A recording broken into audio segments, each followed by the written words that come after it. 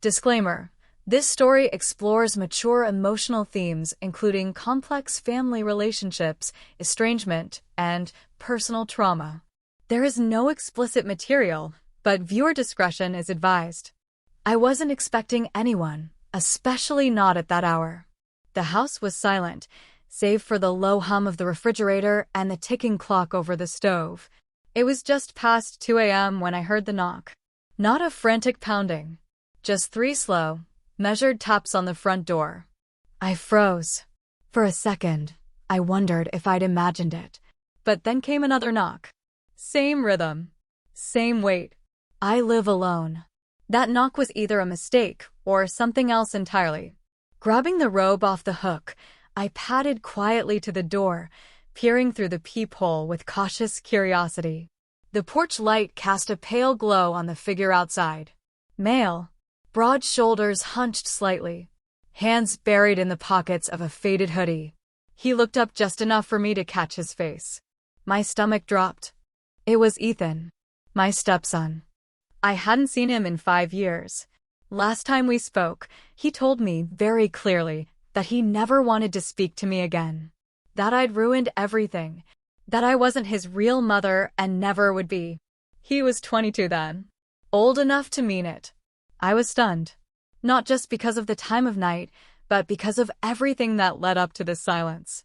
The guilt, the resentment, the things we both left unsaid.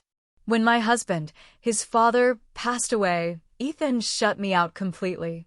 He moved across the country, changed his number, and disappeared from my life. I let him go, thinking it was what he needed. And now here he was, standing on my porch like a ghost from a life I'd tried to move past. I unlocked the door slowly, heart pounding. He looked up at me, eyes bloodshot, cheeks flushed from either crying or cold. Or both. "Hi," he said, voice rough. I didn't know where else to go. There was a pause. He didn't step forward. Didn't ask to come in. He just stood there, like he was waiting for permission to exist in my world again. I didn't know what to say. There were 1,000 questions. Why now? What happened? Was he okay? But instead, I opened the door wider. "Come in." He hesitated for half a second before stepping inside, shoulders still tight, hands trembling. He looked around like the house was both familiar and foreign, like he wasn't sure he belonged. I led him to the kitchen without speaking. Turned on the kettle. Some things don't change, I guess. You don't ask questions before tea. Not in this house. He sat at the counter, eyes fixed on the floor. I finally broke the silence. "Is everything all right?" He exhaled sharply through his nose, like he was holding back something bigger. "No, not really." He didn't say more. Just shook his head, jaw clenched. And I realized he wasn't just here for a visit. Something had driven him to my doorstep. Something serious. What I didn't know yet was that nothing about this night would be simple. Or safe. The tea sat untouched between us. Steam curled into the space like a quiet witness. Neither of us seemed ready to say what needed saying. Ethan looked older than I remembered. Tired in a way that went beyond age. His jaw was tighter, his shoulders stiffer. Whatever had brought him here wasn't small. But I also knew not to push not yet. He'd come this far. That meant something. "You hungry?" I asked, not because I thought he was, but because silence was starting to burn. He gave the smallest nod. I reheated leftover soup from the fridge. He stared at the countertop the whole time, fiddling with the hem of his sleeve. I noticed his hands scratched, dry, like he'd been on the road. Or running from something. As I placed the bowl in front of him, I noticed the wedding band still on his finger. His father's. He hadn't taken it off. "You kept it," I said quietly. He didn't look up. Just gave a half shrug. Didn't feel right not to. And just like that, the air between us shifted, thicker now, more fragile. After James died, we were both wrecks, but in different ways. I buried myself in routine. Ethan lashed out, hard. The last time he'd stood in this kitchen, it had ended in shouting and slammed doors. He'd accused me of trying to replace his mother, of keeping him out of decisions. He never forgave me for selling the house in Denver, for moving on too fast. And now here he was, years later, eating reheated soup like a man with nowhere else to go. You want to tell me what happened? I asked gently. He pushed the bowl away and leaned back, rubbing his face with both hands. It's not. I didn't come here to dump all my crap on you. I didn't ask why you came. I asked what happened. His hands dropped. He looked at me then, really looked. Eyes raw, like he was barely holding himself together. She left me, he said. My wife. Packed up and took everything. Even the dog. The words hit the room like a weight. I'm sorry, I said, because it was the only true thing I could offer. She said I was too angry all the time. That I was broken. There it was. The crack beneath the surface. Are you? I asked softly.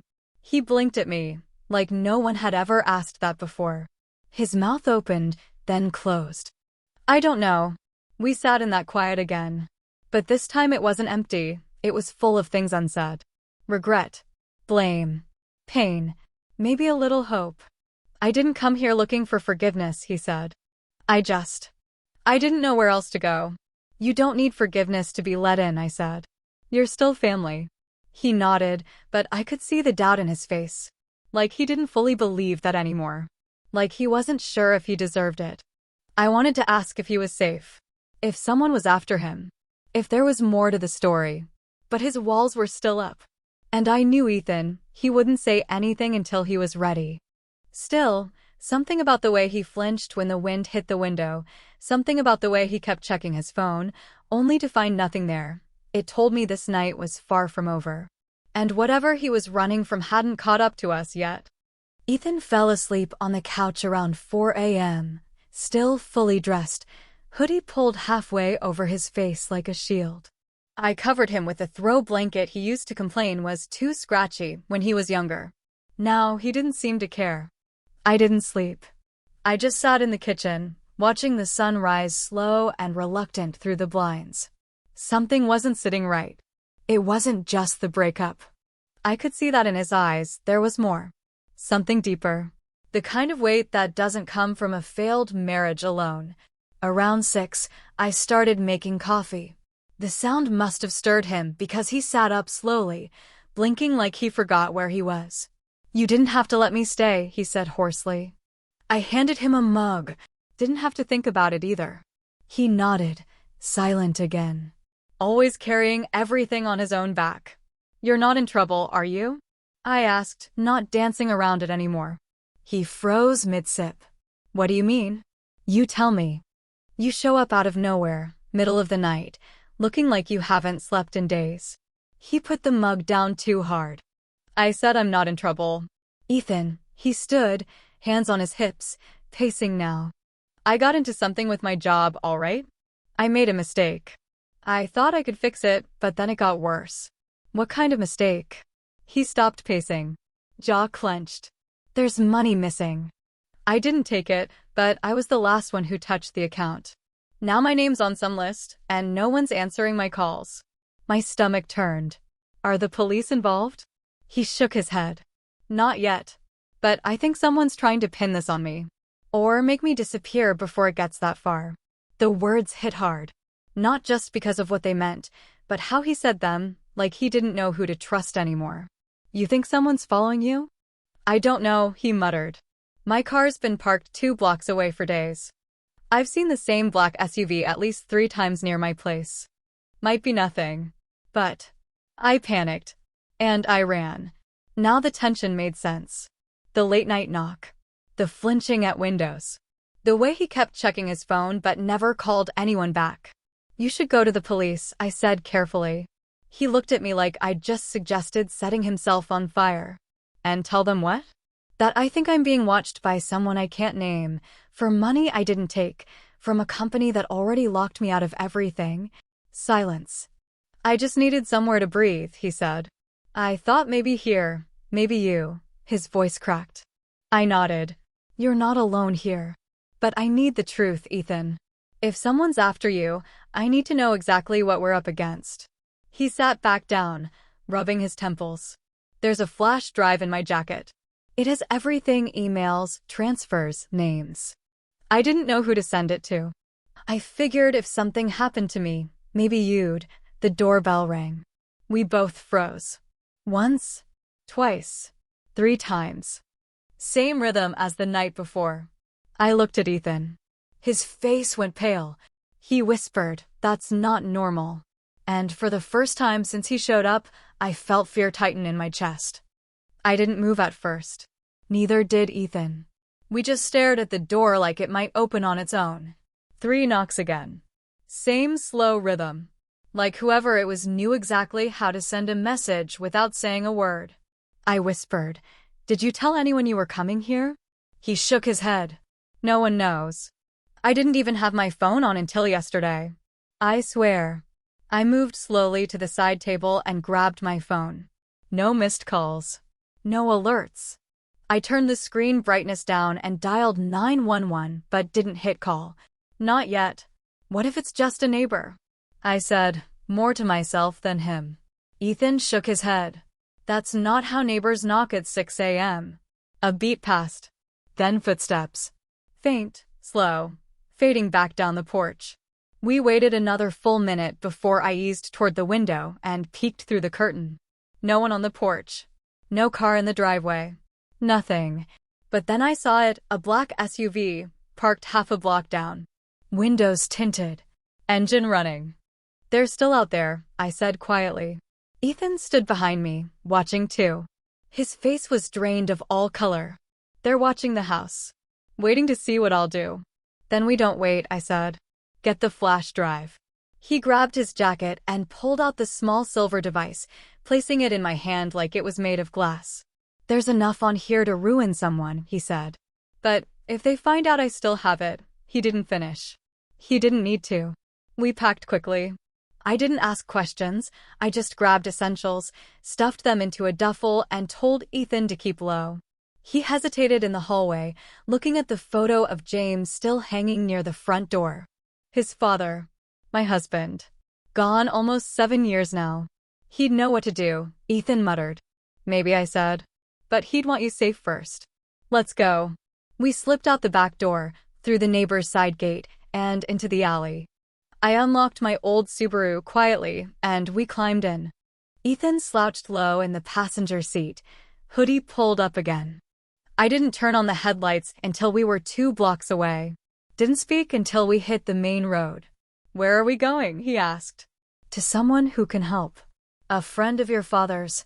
Ex-detective. Quiet guy. Doesn't ask questions until he has answers." Ethan nodded, but his hands were still shaking. I wanted to reach over and calm him, but I also knew he needed to hold himself together on his own terms. "You believe me, right?" he asked suddenly. "You don't think I stole that money?" I glanced at him. The pain in his voice was sharp, like this was the real fear. Not just being chased or caught, but being doubted. "I don't think you're perfect," I said. "But I know you're not a thief." He exhaled, like he'd been holding his breath for days.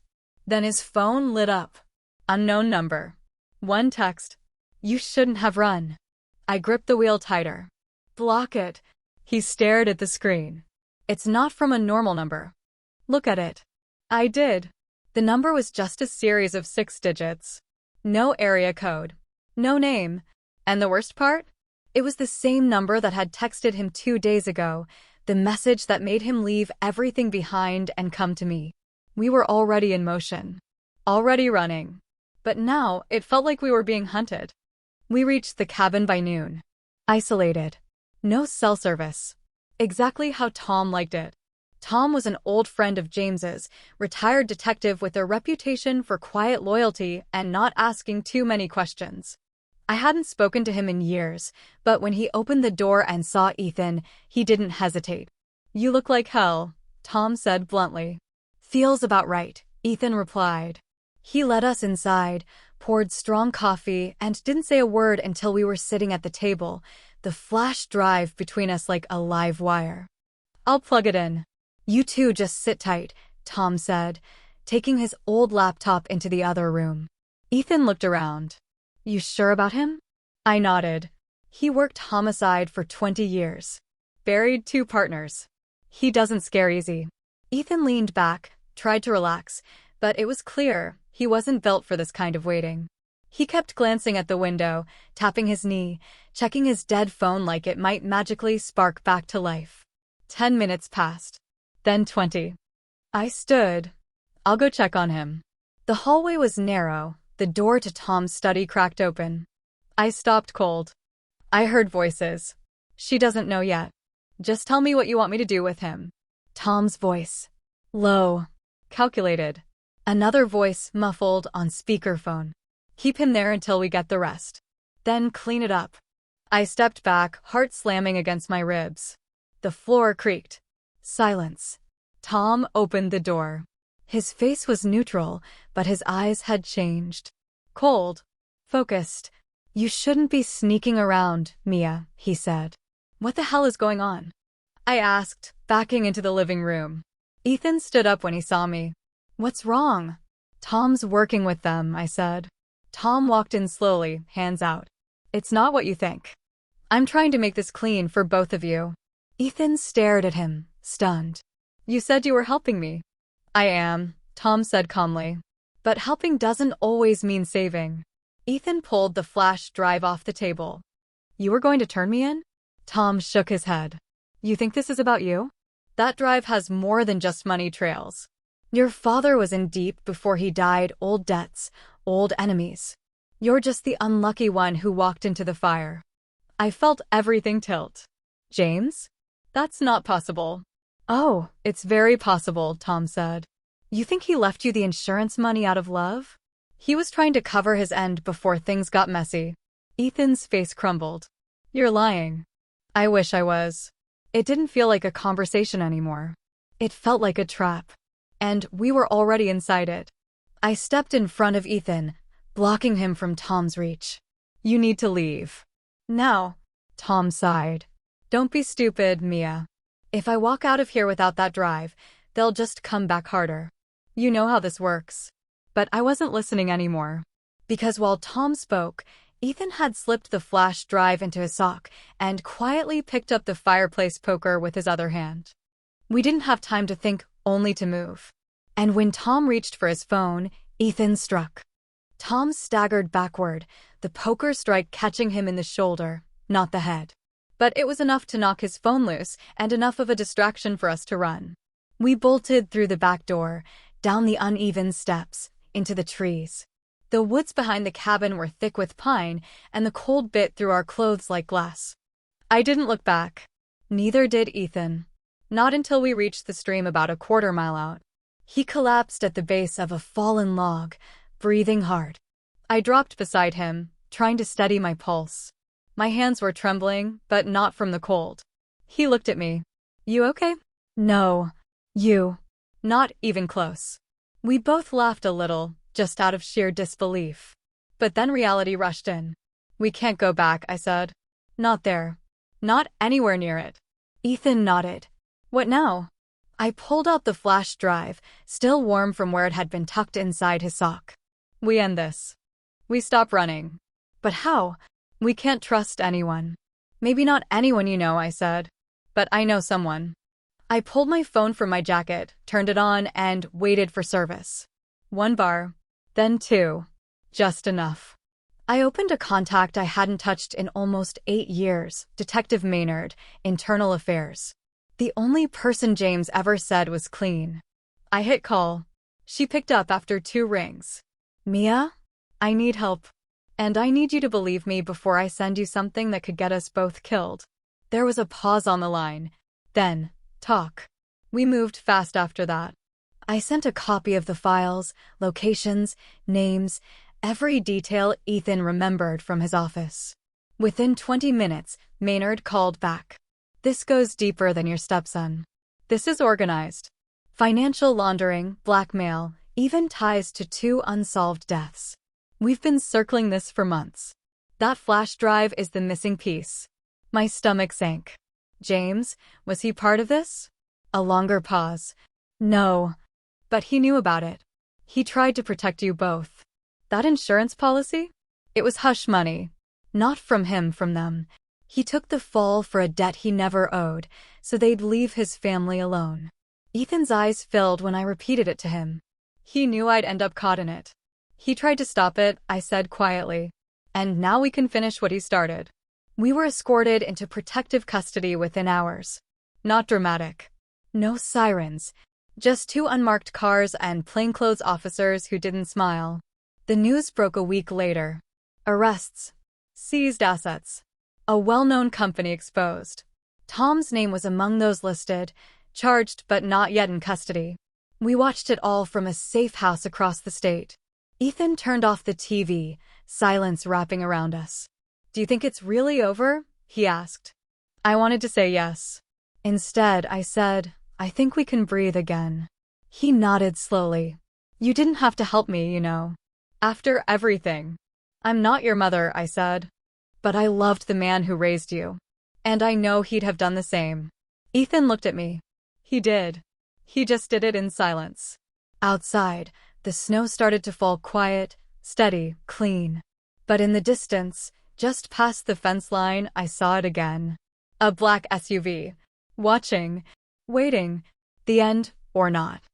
It had been 3 months since the cabin.